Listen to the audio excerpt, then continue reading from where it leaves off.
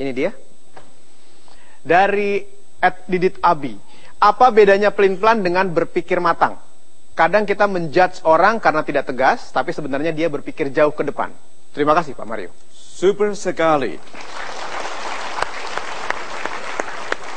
Orang tidak tegas, kalau dikatakan dia tidak tegas, setuju nggak? Tidak. Orang tidak tegas akan merasa dia tegas, hanya dia sedang berpikir panjang. Hanya tidak bertindak karena masih berpikir panjang. Kalau ditanya kenapa tidak bertindak, masih saya pikirkan. Oke? Anda sulit bersabar dengan orang seperti ini. Apakah ada sebagai kekasih yang belum dilamar? Atau sebagai karyawan yang menunggu konfirmasi sebagai karyawan? Itu lihat. Nah, jadi kalau begitu jangan menyiksa orang dengan terlalu lama berpikir. Kata terlalu itu berarti ada kebaikan yang diterbengkalaikan. Kalau kita menyegerakan kebaikan, salahnya apa sih? Pikirkan itu. Kenapa kok berpikir lama sampai sekarang, wong selama ini gagal?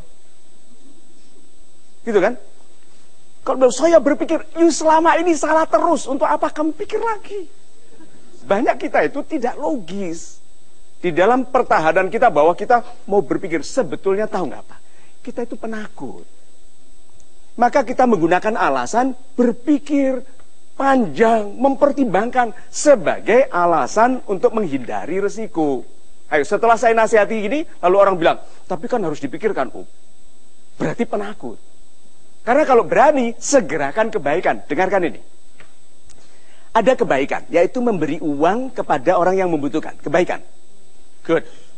Saya pikir, ini butuh nggak? Ini mau mengobati anaknya di rumah sakit.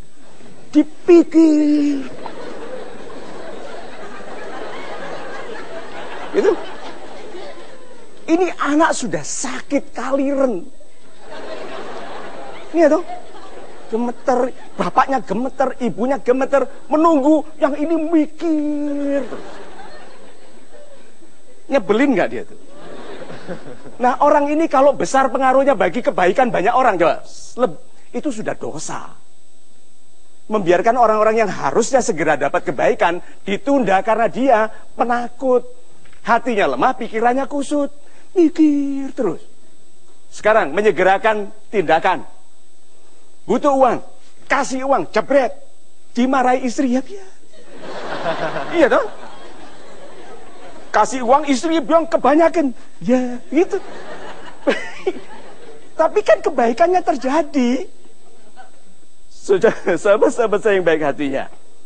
Kalau ada kebaikan yang bisa Anda segerakan, segerakan. Itu.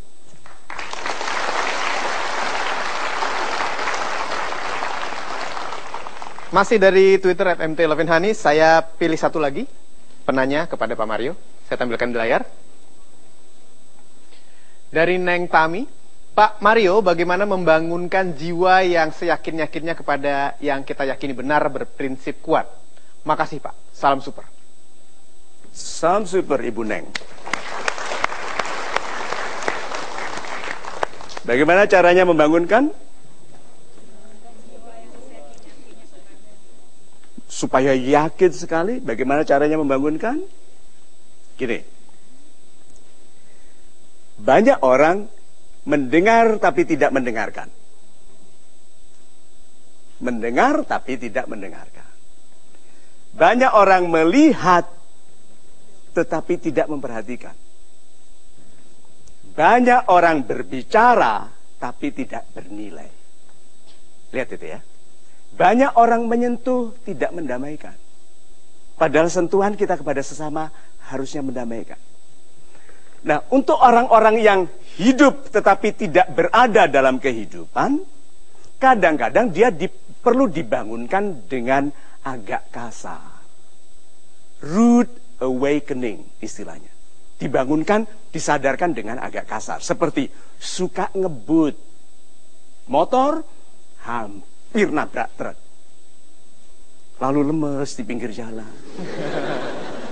Ya dong? Jongkok, pegang setirnya. Kenapa bisa saya contohkan ini? Itu saya di Oro-Oro Dowo di Malang ngebut belok mau ke atas ke Jalan Ijen, papasan dengan truk, sepatu saya nyenggol bumpernya. Sedikit sekali lalu saya diam, lalu di situ berkelebat semua doa ibu saya, doa ayah, cita-cita saya.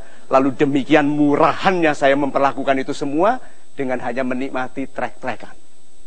Kadang-kadang Tuhan membangunkan kita dengan cara itu karena sentuhan yang lembut diabaikan. Nasihat dicemooh. Ya, itu sebabnya nasihatnya adalah apabila nasihat lembut bisa cukup bagi Anda, nikmati, laksanakan. Jangan sampai teguran kasar diperlukan. Itu.